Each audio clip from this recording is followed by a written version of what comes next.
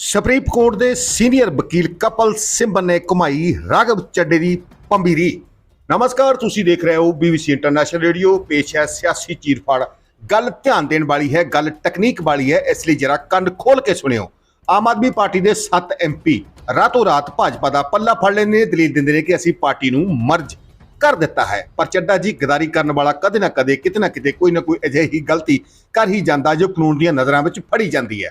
ਸੰਵਿਧਾਨ ਦੀ ਕਲਾਸ ਲਾਉਂਦੇ ਆ ਤੁਹਾਡੀ। ਮਰਜ ਦਾ ਅਸਲੀ ਮਤਲਬ ਹੁਣ ਸਮਝੋ ਤੁਸੀਂ। ਤਕਨੀਕੀ ਪੇਜ ਇਸ ਵਿੱਚ ਜਿਸ ਵਿੱਚ 7 ਸਾਂਸਦ ਫਸਦੇ ਨਜ਼ਰ ਆ ਰਹੇ ਨੇ। ਮਰਜ ਸ਼ਬਦ ਦਾ ਮਤਲਬ ਹੁੰਦਾ ਹੈ ਮਿਕਸ ਹੋ ਜਾਣਾ, ਪਰ ਸੰਵਿਧਾਨ ਦੇ 10ਵੇਂ ਸ਼ਡਿਊਲ ਮੁਤਾਬਕ ਕੋਈ ਵੀ ਇਕੱਲਾ ਮੈਂਬਰ ਜਾਂ ਕੁਝ ਮੈਂਬਰਾਂ ਦਾ ਧੜਾ ਉੱਠ ਕੇ ਇਹ ਨਹੀਂ ਕਹਿ ਸਕਦਾ ਕਿ ਅਸੀਂ ਦੂਜੀ ਪਾਰਟੀ ਵਿੱਚ ਮਰਜ ਹੋ ਰਹੇ ਹਾਂ।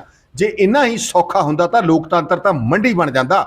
ਵੱਡਾ ਸਵਾਲ ਇਹ ਖੜਾ ਹੁੰਦਾ ਹੈ ਕਿ ਸੰਵਿਧਾਨਿਕ ਸੱਚਾਈ ਇਹ ਹੈ ਕਿ ਮਰਜ ਉਦੋਂ ਹੁੰਦਾ, ਕਾਨੂੰਨੀ ਮੰਨਿਆ ਜਾਂਦਾ, ਜਦੋਂ ਸਭ ਤੋਂ ਪਹਿਲਾਂ ਮੂਲ ਰਾਜਨੀਤਿਕ ਦਲ ਜਾਨੀ ਖੁਦ ਆਮ ਆਦਮੀ ਪਾਰਟੀ ਇਹ ਅਧਿਕਾਰਤ ਫੈਸਲਾ ਲਵੇ ਕਿ ਉਹ ਭਾਜਪਾ ਵਿੱਚ ਮਿਲ ਰਹੇ ਹਨ, ਮਰਜ ਹੋ ਰਹੇ ਹਨ। ਜਦੋਂ ਪਾਰਟੀ ਨੇ ਕੋਈ ਫੈਸਲਾ ਹੀ ਨਹੀਂ ਲਿਆ ਤਾਂ ਇਹ 7 ਸਾਂਸਦ ਕੌਣ ਹੁੰਦੇ ਨੇ ਪਾਰਟੀ ਨੂੰ ਮਰਜ ਕਰਨ ਵਾਲੇ?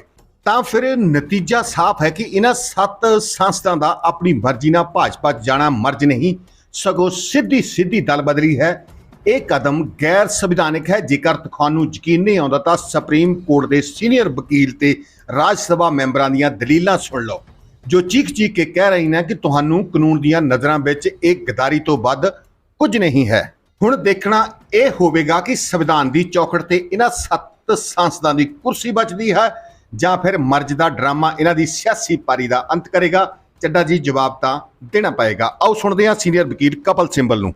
कि राज्यसभा में आम आदमी पार्टी के 10 में से 7 लोगों ने ये तय कर लिया कि हम भाजपा के साथ मर्ज करेंगे।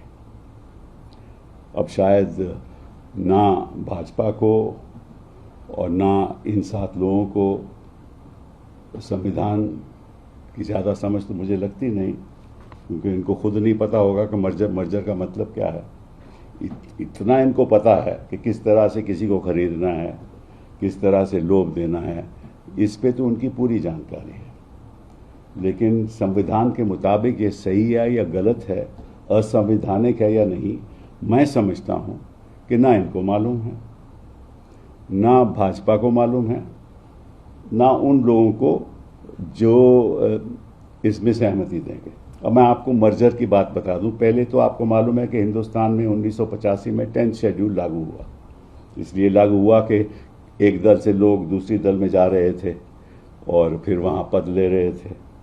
तो फिर लोगों ने सोचा, पार्लियामेंटेरियन ने सोचा कि कॉन्स्टिट्यूशनल अमेंडमेंट करके इसको रद्द करना चाहिए। मतलब कि जो ऐसा काम करे, वो आया राम गया राम कहते थे उस समय, जो ऐसा काम करे उसकी जो नागरिकता, उसकी जो मेंबरशिप है वो रद्द होनी चाहिए। तो फिर उसमें 2 प्रावधान रखे गए।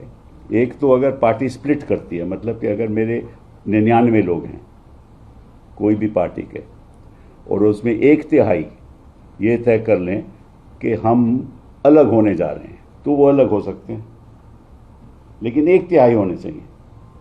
फिर होता क्या था कि पहले 10 लोग करते थे स्प्लिट, और उनके खिलाफ अगर पिटिशन डाली जाती थी ये गलत है, तो स्पीकर फैसला नहीं करता था, क्योंकि स्पीकर तो उन्हीं का होता था जो सत्ता में है।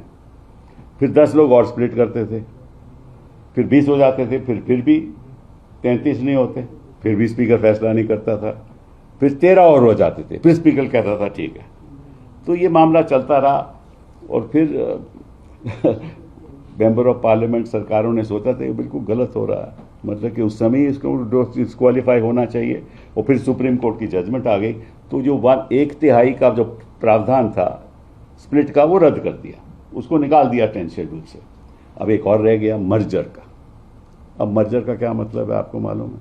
मैं कहूं कि साहब मैं मेंबर ऑफ पार्लियामेंट में कहूं मैं बीजेपी में मर्ज हो सकता हूं, ये तो नहीं हो सकता ना, ऐसे तो कोई भी मर्ज कर देगा। तो संविधान में लिखा है, 10th शेड्यूल में लिखा है कि सबसे पहले पॉलिटिकल जो राजनीतिक दल है उसको फैसला लेना होगा कि हम इस पार्टी के साथ मर्ज कर रहे हैं।